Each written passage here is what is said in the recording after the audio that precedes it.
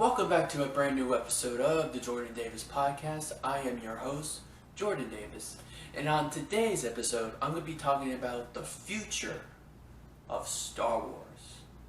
Because I think there's a lot of things we can talk about concerning the future of Star Wars after the saga of the Skywalkers are over for what we know. I think there's a lot of things we can speculate, talk about.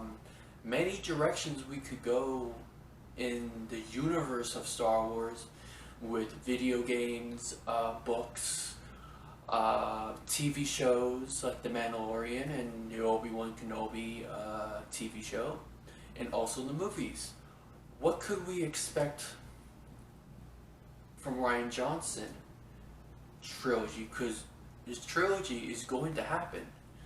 It's still on the slate, it's still being talked about, still being written and discussed. And I think that's an interesting topic to talk about. And so yeah, I think for this episode I'm gonna be talking about the future of Star Wars. But before I get into that, I want to thank everyone, from my subscribers to everyone that comments on my videos. I want to thank you all. And for anyone that is new to my channel, I talk about Star Wars, Marvel, DC, any kind of movie news is going on in Hollywood. So if you want to get notified for my videos when I put a new video out, make sure to like, comment, and make sure to notify the bell on your YouTube so you can know when I'm putting out videos. So now that we got that all out of the way, let's talk about the main topic, future of Star Wars. I've been thinking about this a lot lately. What can we do with Star Wars after the saga has ended, and what new characters can we create? Now, concerning the Skywalker saga, I truly believe we're not done with those characters. I believe we're done with that particular saga. Now, could there be a new evil? Could there be a new bad guy? For sure. I think we can see that most definitely. I don't think we're going to see Palpatine again, but I do expect we're going to see Rey. And I think my speculation about Rey is, I truly believe we're going to see Rey Palpatine. Because everyone's calling her Rey Skywalker. I truly believe her saying Rey Skywalker, in my mind, I don't think she has really accepted who she is. And I saw it, and this is just my point of view and my perspective of it. I truly think that Rey choosing a Skywalker, even though it's like, oh, you know, she's Rey Skywalker, great way to end the whole saga. But no, I think it's a mask. She always has been covering herself up with a mask. We first seen her covered in a mask.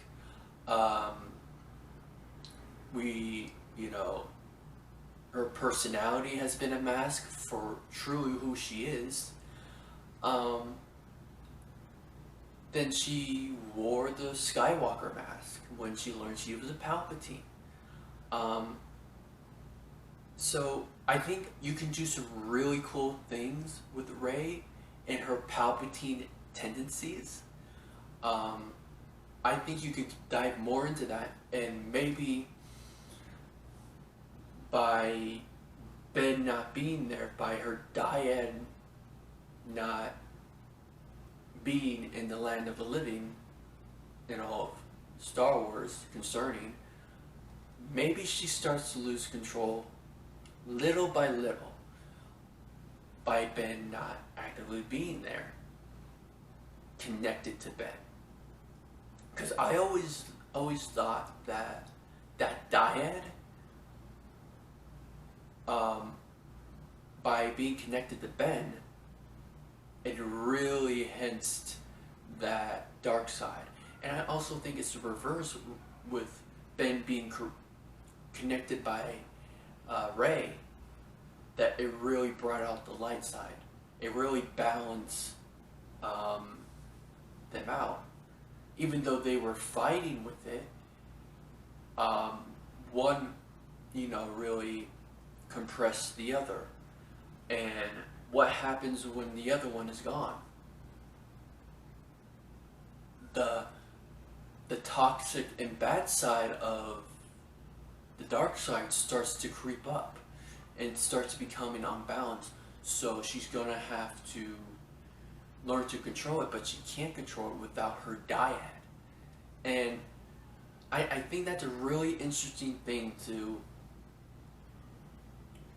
what is truly a dyad?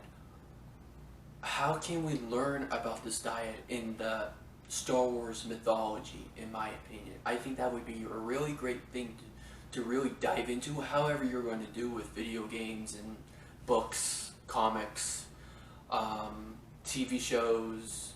Maybe if we're lucky we get some more dyad in the Rian Johnson trilogy. Because I always thought it would be a cool thing if this is like a deep dive into Star Wars history, that Bastila and Darth Revan were the first dyad. I think that would really make sense because Rey and Ben are so much like each other. Just like Darth Revan and Bastila are, how their relationship was, is very interesting, just like Rey and Ben's is. And so I think maybe through them, or make new characters, making them like the first dyad or the first Jedi and Sith, involving that dyad. So I think that would be very interesting to do, to dive deep into the dyad of what they set up in The Rise of Skywalker. I think it would be really cool to learn more about that. I think right now, if we're talking about right now, the future of Star Wars is television, no doubt. Because you got The Mandalorian, and they're going to be putting some cool things into The Mandalorian Season 2 that I think is going to get a lot of people who wasn't so high on The Mandalorian. I mean, I don't think that was many people, because I got an Emmy, a nomination for an Emmy. So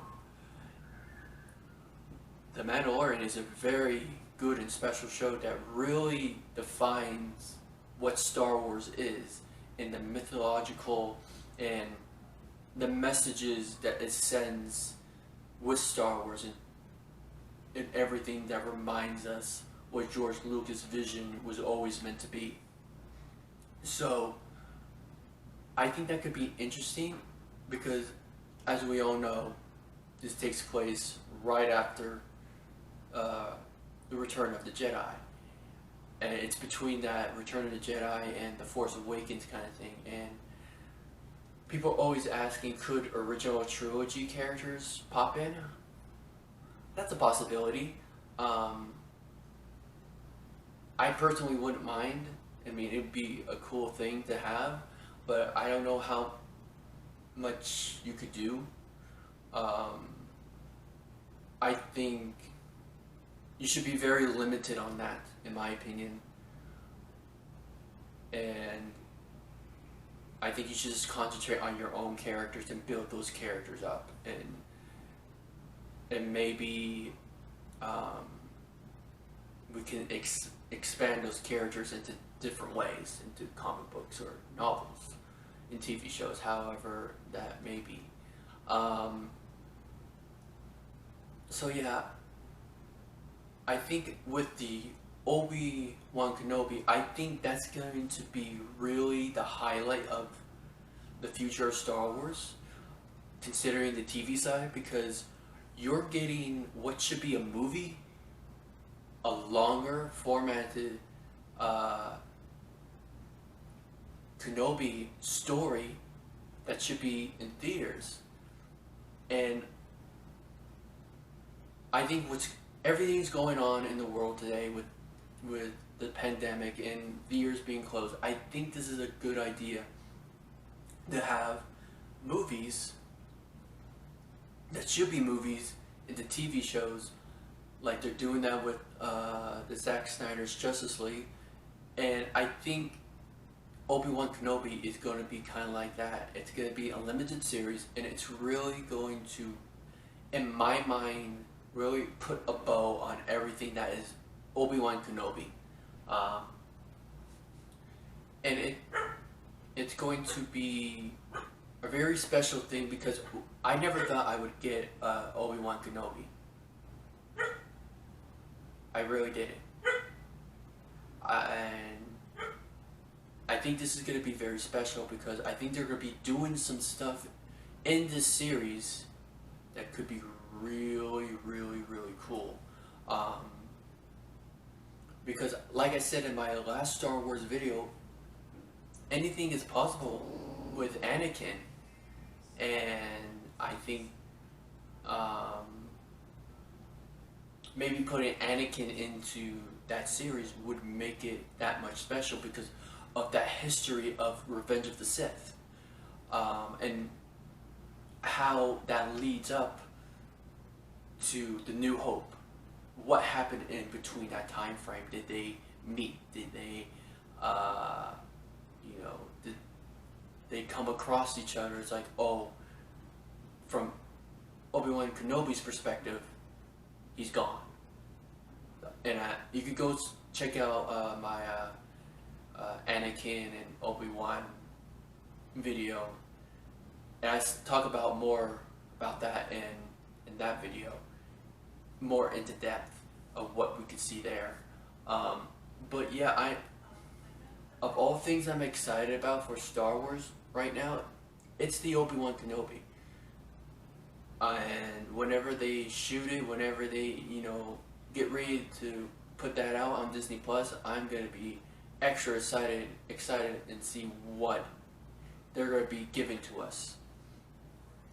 And yeah, I think that's what I'm excited about on the TV side of it all, because we basically only have two things to really be excited about on the TV front, because we really don't know what's going to happen with the Rogue One character of Cassian. And so for right now, what we can expect for right now, these two properties, these two TV shows, I think that's what I can get excited for. And now on the movie side, that's going to be a very interesting thing, because after The Rise of Skywalker, in my mind, Star Wars took a big hit, movie-wise. Because after that, I think that movie did not... How can I say this? This movie, The Rise of Skywalker, did not feel Star Wars special. And now maybe because they really didn't have a plan for Star Wars, and I know everyone says that, oh, they never had a plan. I think to a certain extent they had a plan. Like, I think the only plan that they had was Kylo Ren and Ben Solo. They did not have any plan for Rey, obviously, because there was going back and forth on her being a Kenobi or being a Palpatine. And I think that's the sad part about it, that they had a great character as Rey, awesome character as Ben Solo, and Finn and Poe, and I believe they should have took more time. If they weren't going to take more time with the trilogy, they needed to take more time with The Rise of Skywalker, in my opinion. I thought it could have been more thought out. I thought it could have been rewritten a little bit more and just give it a little bit more care, because this is the last Skywalker movie that we know of. Because we don't know if we're going to see Rey. We don't know if we're going to see Ben again, which I think we're going to see Ben again. But we don't know. We just don't know. And I think from the movie side, even though they did not do a good job on the Skywalkers saga, I think Disney does its best Star Wars movies when it's not pinned down to what they have to finish with the saga. Because if you just watch Rogue One, if you watch Solo, a Star Wars movie, story, those were really good. Those are really good. And it seems like that's when they do their best. So, I think with the Rian Johnson trilogy, I think it's a good thing for right now to not focus on entirely on the Skywalker saga. And if they're going to go back to it, you need to tell a new story from it. Like I said, the Rey Palpatine, and the way bring about Ben to really help her with her anger before she really goes crazy. Because I don't believe her story is done. I think you create a new story in her having conflict with that, you know, the Palpatine-ness in her. I think you can do that very well and create a new story, because I've seen plenty of fans who create amazing, great stories, and you know, I'm like, Star Wars, you need to hire those people. But if you're going to do that, do a new story. But with the Rian Johnson, the hopes is this, that they give Star Wars, that they give Rian Johnson, you know, much freedom that he got with The Last Jedi. Because to me, The Last Jedi is my favorite Star Wars movie. Absolutely, my favorite Star Wars movie. And I think it's very important that they really tell and really plan out this trilogy, Rian Johnson trilogy, because I think they're learning their lessons from their first go around with the Skywalker saga, that they're gonna plan it this time. At least that's what I hope.